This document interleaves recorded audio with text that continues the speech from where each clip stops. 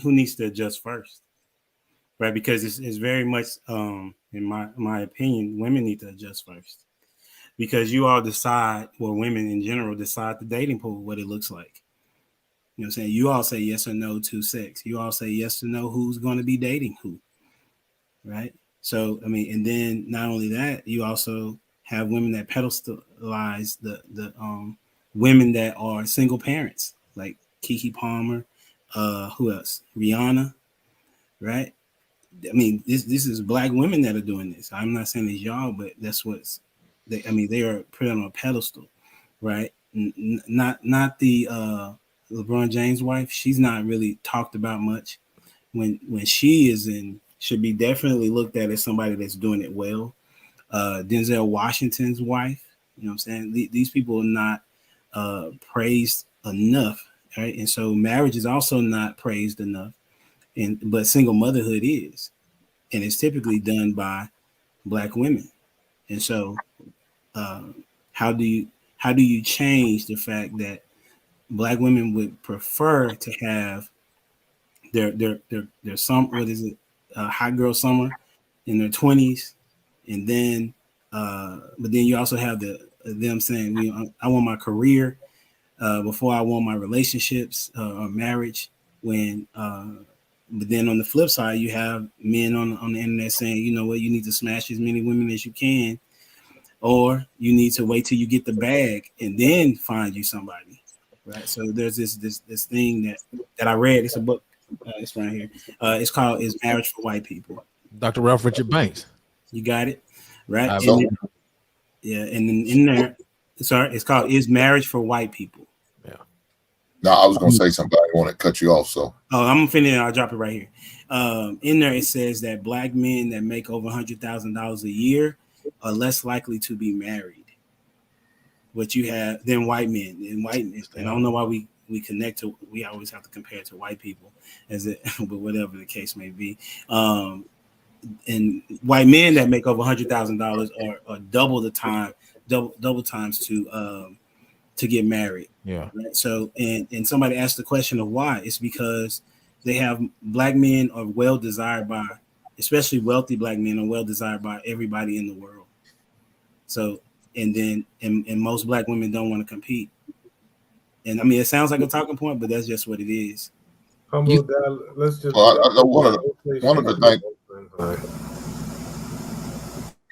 Lou, was you talking? No, go ahead, Hank. I'll go. No, but what one of the thing is we used like Humble Dad was saying, and I can agree with that part about really promoting these women who are married and really pushing the message out there. But we also need these married couples to be willing to come out and talk about life like what it is being married, the good as well as the bad. You know, it's one thing you always promoting saying the good all the time and making it sound good, but then you're not being completely honest, because there is a downside. There are some bad days. There's going to be some tough days. Needs to be talked about. Needs to be shared. So I know going in what I got to look forward to for these young people who are on the fence on getting married or are just staying single. We need to start promoting them, but we also need the married people be willing to be honest and be open and like an open book and be upfront with it. That it has to be. And I'm all about promoting these people. I'm all about promoting marriage. I'm for it. Now, there was a time I'll say, F marriage. I'm not doing it again. I went through hell and high waters. I don't want to do it again. Now, thank God I got a different mindset. I had to get therapy to get in that mind frame to even think about doing it again. And now I'm willing to do it again.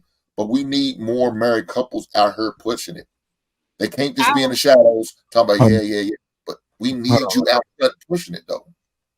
I do want to add to what Humble Dad said, too, because he did ask who needs to make the changes first. And I think it should be everybody. You know, I think both men and women have a job to do. So you always start with policing yourself, trying to figure out what it is that you can do as an individual to contribute to making it better within your household. And then maybe that energy or that example would be looked at differently. And just to add on to Hink's point too, there's not a lot of people that's talking about it, but sometimes you got to go seek those answers. Sometimes if you got questions about it, you know, look around you. And if you don't have those people around you, then you just surround yourself with people that are like-minded, like you, or either going in within going in the same direction that you are going in. But sometimes you got to ask questions. How is it? How long have y'all been married? What are some of the issues that y'all run into? How did y'all resolve it? Has there ever been a time where you wanted to walk out? When things got challenging, just ask questions. So if it's not coming to you or you don't see it directly, because some people just may not be in the media like that, or they may not be, following Christ. And so you're looking for Christians that are married and how they handle things. You just got to go seek. You got to put yourself in position, because there are conversations that are being had, but you just may be in the wrong place. So sometimes you got to step outside your comfort zone and just start getting involved in what it is that you want to be surrounded by. I want to add Sometimes that's an investment. A different we also got to be willing to listen to non-believers as well. I know we try to push them out like they don't exist, but they're out here, and it is what it is. They're out here. We also got to be willing to listen to them. I want to take different aspect. That's just like, man, you just need to listen to black people. Like, no, if a white man could give me the information, I'm going to this white man. This Asian man can give me the information, I'm gonna get it from him. It doesn't matter. I need to eat. Feed me what I need to be fed, man. I don't care who's going to make it. As long as it's good and I can benefit from it, it can help me and my future wife's relationship, I need that. Doesn't matter whether you're a believer or you're a non-believer. So we can't just push them out. I understand, some people just don't like to roll with. But guess what? If they got a successful marriage and they got the answers, I'm gonna take it. Well, I offer a slightly different add opinion to the conversation as well, and just say this: when you talk about like who needs to make the changes, we pose that collectively, almost as asking Black people when we gonna come together. It's no such thing as a collective group making one big change and then everybody else falling into the domino effect. And I think we like to have that perception, but the reality is you have to practice what you believe, not practice what you preach, because you can say anything, but you actually have to practice what you believe.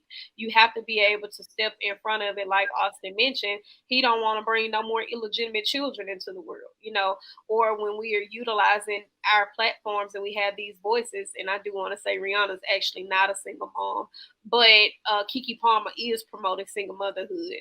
And we don't see Savannah because Savannah is really in the field. She really sitting at the games with her kids when her husband can't be there and he at training camps. She's really sitting there being a wife, a mother, a friend. She's trying to do the things that it takes. And I agree, we should see more of it. Beyonce don't talk, but I would love to see her talk more about what life looks like, balancing being a mom and being a wife as adjacent to her being this talented being or doing interviews, et cetera, et cetera.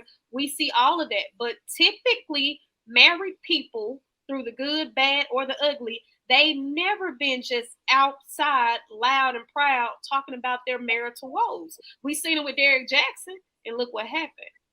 And anytime married couples start talking about their marital woes, like on our own network, we start seeing all these people who propagate their relationship. And when it starts to unravel, then people start to become non-believers. Then people start to get discouraged, and they're already having dating issues. And then they're seeing married people going through it, and then it's just a further discouragement. But then when you get people who post online like Harry Garner, or you get other couples who are posting them married happy all the time, people go, oh, that's fake. Y'all ain't happy every day. And you could just never win. So I do think it's good to show it. I do think that we need to get more people to talk about it. The same way people are loud and proud about how their dating issues are, we definitely need to have more married couples who are discussing the ups, the downs, the ins and outs, and things and tools that they're using. But the reality is people are not drawn to that because the masses are saying there's no purpose to it.